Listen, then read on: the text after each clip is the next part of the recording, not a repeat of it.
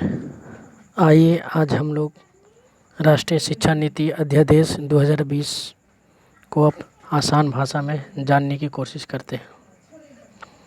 और सबसे पहली बात है इसमें कि राष्ट्रीय शिक्षा नीति 1986 को नए सिरे से उसके जगह पर एक शिक्षा नीति बनाया गया है, 2020 अध्यादेश लाया गया है।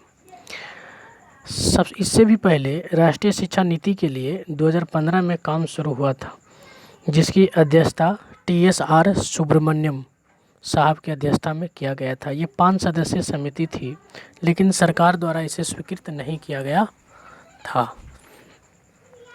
वर्ष 2016 में भी फिर से काम शुरू हुआ राष्ट्रीय शिक्षा नीति के लिए, तो इसकी अध्यक्षता अंतरिक्ष वैज्ञानिक के कस्तूरी के अध्यक्षता में काम शुरू हुआ। 31 मई 2019 को मसौदा तैयार करने के लिए कहा गया और 29 जुलाई 2020 को कैबिनेट की मंजूरी मिल गई। इसमें हम लोग देखते हैं कि सबसे बड़ा काम हुआ है कि मानव संसाधन विकास मंत्रालय का नाम बदलकर शिक्षा मंत्रालय कर दिया गया है और इस बेसिक एजुकेशन से लेकर के हायर एजुकेशन तक इसमें है जो कि बात कही गई है। सबसे बड़ा चेंजिंग इसमें लाया गया है कि 10+2 फॉर्मेट को हटाकर 5+3+3+4 ये एक अलग फॉर्मेट लाया गया है। इसमें हम देखते हैं कि पहला जो 5 साल है उसे प्री प्राइमरी या फिर उसको फाउंडेशन स्टेज कह सकते हैं। इसमें 1 और 2 क्लास रखा गया है, यानी फर्स्ट स्टेज में 5 साल है और इसमें प्री प्राइमरी फाउंडेशन स्टेज इसको बोलेंगे, जिसमें क्लास 1 और 2 को रखा गया है। इसमें स्टूडेंट का जो उम्र होगा 3 साल से 8 साल तक रखा जाएगा। इस फर्स्ट स्टेज के अंतर्गत बच्चों को खेलकूद एवं विभिन्न प्रकार के गतिविधियों के द्वारा पढ़ाया जाएगा, जिस तरह से प्ले स्कूल द्वारा किया जाता है। नेक्स्ट दूसरा जो स्टेज है 3 साल का 5+3+3+4 का जो फॉर्मेट है, इसमें हमने देखा कि 5 साल का फॉर्मेट देख लिया, अब 3 साल का किस प्रकार से होगा। इसमें क्लास 3 से 5 तक रखा जाएगा और इसकी उम्र 8 से 11 वर्ष का होगा। इसको मिडिल स्टेज भी कहेंगे, किसको, जिसमें विज्ञान, कला, गणित, ह्यूमैनिटी, राजनीतिक विज्ञान सामाजिक विज्ञान आदि विषयों से परिचित कराया जाएगा। इसको हम मिडिल स्टेज में रखेंगे और यह स्टेज 3 होगा। इसमें 6 से 8 तक क्लास रहेगा, 3 साल का यह रहेगा और इसमें उम्र लगभग हो जाएगा 11 से 14 साल तक। इसमें स्किल डेवलपमेंट पे ध्यान दिया जाएगा, रोजगार परक शिक्षा दिया जाएगा और साथ साथ में क्लास 6 से कंप्यूटर को भी इसमें शामिल किया गया है और इसमें एप्लीकेशन, सॉफ्टवेयर, एंड्रॉयड, ये सब जो मोबाइल है और कोडिंग, इस पर भी ध्यान दिया जाएगा, इसमें दक्ष किया जाएगा। इंटर्नशिप की भी व्यवस्था होगी क्लास 6 से ही। नेक्स्ट स्टेज है 4th, इसमें 3 साल के लिए रखा गया है, क्लास 9 से 12 तक इसमें रखा गया है और इसमें सेमेस्टर वाइज एग्ज़ाम की व्यवस्था किया जाएगा। प्रत्येक एक सेमेस्टर के एग्ज़ाम होगी और ये प्रत्येक सेमेस्टर जो होगा 6 माह का होगा और रिपोर्ट कार्ड के भी आंकड़े इसमें फाइनल एग्ज़ाम में जुड़ेंगे। स्टूडेंट का उम्र लगभग 14 से 18 साल तक इसमें हो जाएगा। फिर इसमें देखिए कहा गया कि 5वीं तक की पढ़ाई जो होगा मातृभाषा में होगा।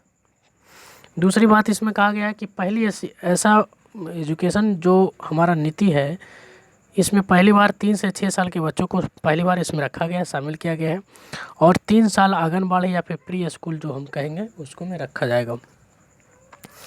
NCERT 8 वर्ष तक के बच्चों के लिए नया पाठ्यक्रम तैयार करेगा और बुनियादी साक्षरता और संख्यात्मक ज्ञान पर एक राष्ट्रीय मिशन की स्थापना किया जाएगा। इसमें फिर देखते हैं कि सभी राज्य जो है 2025 तक सभी जितने भी प्राइमरी स्कूल हैं और भी ग्रेड 3 तक बुनियादी साक्षरता, संख्यात्मक और मसौदा इसके लिए तैयार करेंगे। अंग्रेजी की जो अनिवार्यता था उसे समाप्त कर दिया जाएगा और 3 भाषा रखेंगे हम लोग, जैसे एक हिंदी होता है, एक अंग्रेजी और दूसरा स्थानीय भाषा। अंग्रेजी को प्राथमिकता, अंग्रेजी को हम रखेंगे एक एज ए विषय के रूप में, हिंदी एक होगी और दूसरा एक स्थानीय भाषा होगा जो बच्चे तक हम उसको रखेंगे। क्लास 6 के बाद वोकेशनल एजुकेशन की व्यवस्था किया गया है, जो हम लोग पहले देख लिए।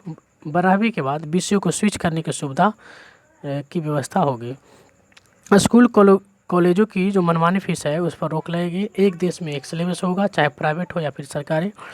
एक सिंगल रेगुलेटरी सिस्टम बनाया जाएगा, यूजीसी को समाप्त कर दिया जाएगा। नेशनल टेस्ट एजेंसी के द्वारा एडमिशन की प्रक्रिया होगा। सभी स्कूल कॉलेजों सरकारी एवं प्राइवेट का सिलेबस एक ही रहेगा और ओपन लर्निंग एवं ऑनलाइन एजुकेशन की भी व्यवस्था इसमें रहेगा। शिक्षा नीति 2020 में इनोवेशन एवं नवाचार को भी शामिल किया गया है। दूसरी बात है कि स्कूल से दूर रह रहे 2 करोड़ लगभग बच्चों को इसमें मुख्य धारा से जोड़ने की बात कही गई है। क्लास 12 के बाद multiple entry and exit system की व्यवस्था किया गया है। यानी हम लोग कह सकते हैं कि क्लास 12 के बाद किसी ट्रेड में अगर एडमिशन लेते हैं और वह जितना साल तक पढ़ाई करता है उतने साल का क्रेडिट सर्टिफिकेट या फिर एकेडमिक क्रेडिट दिया जाएगा। मान लेते हैं कि कोई स्टूडेंट जो है बीटेक का एडमिशन लेता है और 1 साल पढ़ाई करता है या कोई 2 साल पढ़ के छोड़ देता है, 3 साल पढ़ के छोड़ सकता है, तो उसमें जितना 1 साल पढ़ा तो उसका 1 साल का सर्टिफिकेट दिया जाएगा। पहले ऐसा सुविधा नहीं था। यानी कह सकते हैं कि अगर फर्स्ट ईयर उसने फाइनल कर लिया, 1 साल की पढ़ाई पूरी कर ली, तो उसको सर्टिफिकेट दिया जाएगा। 2 साल के बाद उसको डिप्लोमा का सर्टिफिकेट दिया जाएगा। 3 साल के बाद आपको डिग्री, 3 या 4 साल में जो डिग्री होता है वो डिग्री होगा। 4 साल अगर पढ़ाई कर लेता है तो पीएचडी कर सकता है। उसके बाद एमफिल को हटा दिया गया है और इसके बाद हम लोग सरकार से 2 साल तक इसमें सुधार लिया गया है। इतना रिपोर्ट या जो भी व्यवस्था करने में सरकार ने 2 साल तक हर किसी से जिससे भी उन्हें सुझाव लेना है उनसे लिया गया है। शिक्षाविदों से लिया गया है, शिक्षकों से लिया गया है, जनप्रतिनिधियों से भी लिया गया है और जो भी हैं उनसे लिया गया है। इस कमेटी में सबसे सुझाव लिया गया। मानव संसाधन विकास मंत्रालय का नामकरण 1985 में राजीव गांधी के कार्यकाल में, जो प्रधानमंत्री थे उस समय, उनके कार्यकाल में मानव संसाधन विकास मंत्रालय नाम दिया गया था, जो 1986 में लागू किया गया तथा आखिरी बार इसमें संशोधन 1992 में हुआ। यानी कह सकते हैं कि 1986 में जो शिक्षा नीति वही आज तक हमको चल रहा है। उसके बाद जो सुधार हुए हैं 92 में लास्ट बार संशोधन हुआ था, उसके बाद अभी तक चल रहा है।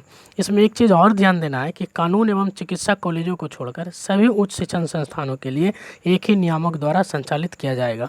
जीडीपी का लगभग 6% ऐसा है कि शिक्षा पर खर्च किया जाएगा, जो अभी वर्तमान में 4.43% है जो कि खर्च किया जाता था। वर्तमान में भी हमारे जो शिक्षा मंत्री इन्होंने ये सब बातें, रमेश पोखरियाल निशंक जो भी हैं, रमेश पोखरियाल जी, उन्होंने ये बात और शिक्षा सचिव अमित खरे साहब हैं। तो धन्यवाद, आप लोगों ने देखा कि हमसे जो भी हो सका वो हमने आप लोगों के बीच लाने का प्रयास किया है। इसमें और भी बहुत सारी बातें हैं जो अभी क्लियर नहीं हुआ है। तब तक के लिए हम धन्यवाद।